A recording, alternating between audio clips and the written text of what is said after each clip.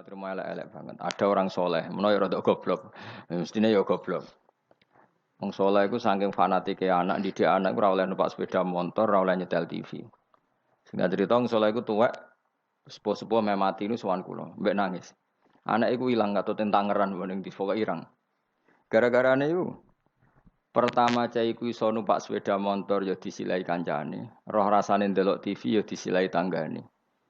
Akhirnya nyuwun sewu tonggo iki lala rapati salat ngejak anak wong saleh iki ning perantau ning Jakarta. Akhirnya lam yusolli, katut ra salat. Aku nangis. Nangis ku siji nangisi anake, nomor loro nangisi tobat. Tobat getun kula riyen mbek Ki Nur Salim iku Gus rapati cocok. Perkarane ambek anak kok longgar, ambek jenengan ya rapati cocok mbek anak longgar. Saniki kula anak. Dadi kula niku tobat njaluk sepura wis kadung ra disepuro jenengan wis kliwat ta niku. Mergo terus tak omongi, bapak kula niku luwih di perhitungan timbang jenengan. Jadi tadi, ya bener anak rawapati oleh delok TV ku apik, tapi problemnya ketika kamu terlalu melarang, iki marsale bocah. Bocah ketika terlalu dilarang ndelok ning tangga. Ya nek ndelok ning tangga tok ora masalah, tapi ngerasa utang jasane. Sing dadi masalah kan ngerasa utang. Nah, ketika ngerasa utang jasa, artinya kan keinginan tangga iki luwih dituruti tinimbang bapake. Ya nak tanggane saleh, nak ora. Utawa nak terus nyimpul ngene, ternyata kelakuane wong salat mek sing ra salat apa sing ra salat apa ora. Sing ra salat iku lomo, sing salat medhe. Nak nganti kesimpulane ngono piye? Oh parah kan, ternyata perilakune wong ra salat luwih apik timbang sing salat. Fa inna hadzal musolli sing salat iki bakhil, sing ra salat. Lho, mulane aku nak ono kiai medhit ku kiai aneh. Pomne wis medhit, narjet, nak pengajian yuk bayaran aneh meneh malah wis super aneh malah. Mareni ngono utek-utek niku mareni. Mesti nak saleh iku sing menisan ya saleh ya lomo, minimal iku ikhlas. Nak ra iso lomo ikhlas. Dadi fair. Wong liya ya ora mbok arep-arep, kowe ora kena diarep-arep wong fakir, paham ya, tapi ikhlas. Niku yang paling saya khawatirkan.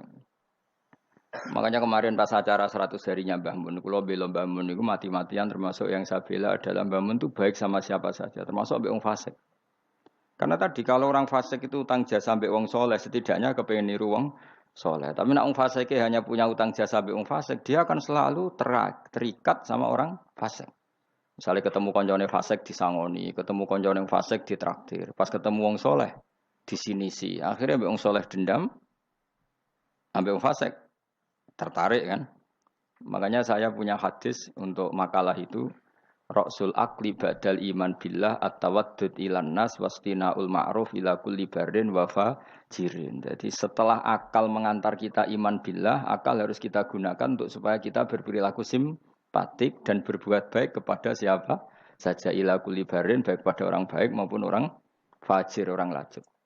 Logikanya tadi, misalnya Zaid itu fajir, ketemu tambahannya fajir ditraktir, dikeimangan, ketemu soleh di sini sih. Dia nggak mungkin tertanam simpatik sama orang soleh karena kenangannya buruk. Sementara sama orang fasik dia tertarik karena kenangannya baik. Kayak apa buruknya kita kalau ngandapi semua? Mengenai saat wong soleh itu ya apian kabeh. Bapak mbok sapa ya apik. Mbah Mun ya apik. Kita tahu dulu Gus Dur mbek sapa ya sewante ya. Karena tadi ada filosofinya, seperti itu ada ilmunya. Tapi ya ana wong sing ilmune iku mok duke wong apik, wong elek apiki kurang penggawean ya wis ilmune lagi tok kono ya apik wae pancen ngajine lagi tok kono. Kapan-kapan diulang meneh. Ditambahi ilmu ya paham tapi mau cerita kira usah tersinggung. Mergo ilmu ya tok kono. Lah iya iku tak naikno kelas maksudnya iku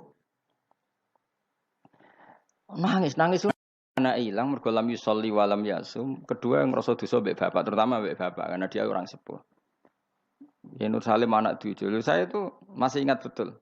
Zaman Rongusum wong di TV niku kiai pertama di TV nak sarang Mbah Mun nak narukan bapak.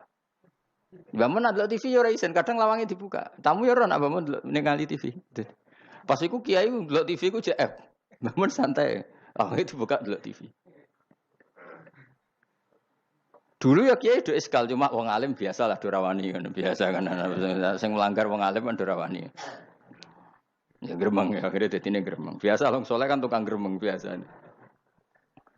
Tapi orang itu akhirnya sadar karena tadi dia gak diperhitungkan. Ini bocah itu ya selawase bocah. Ketika dikekang delok TV ini wong tuane malah delok ning tangga. Yang parah adalah dia merasa utang jasa ya mbek Tonggo. Pertama numpak sepeda motor ya disilai temannya. Akhirnya koncone iku wayahe umur kerja katut. Karena di rumahnya dia koyo neraka, ora tau dikek dhuwit mit sebelah ikon ngaji. Servisnya kurang kok. Perintahnya banyak. Wong tentara wis digaji.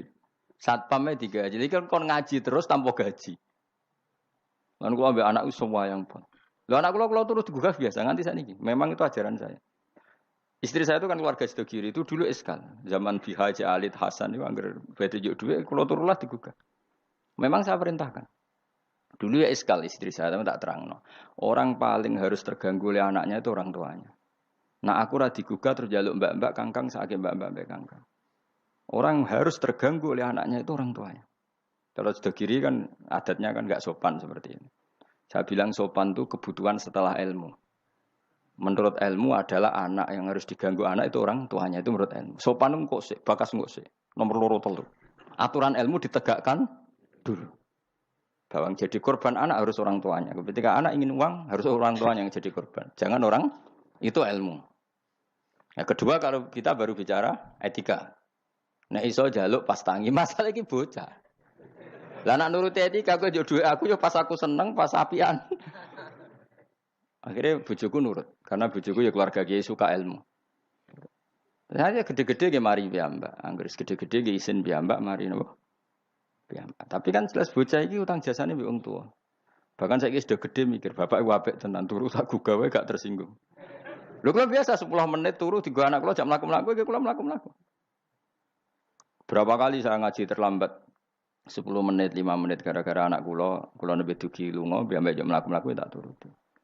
Karena jangan sampai kita ini misalnya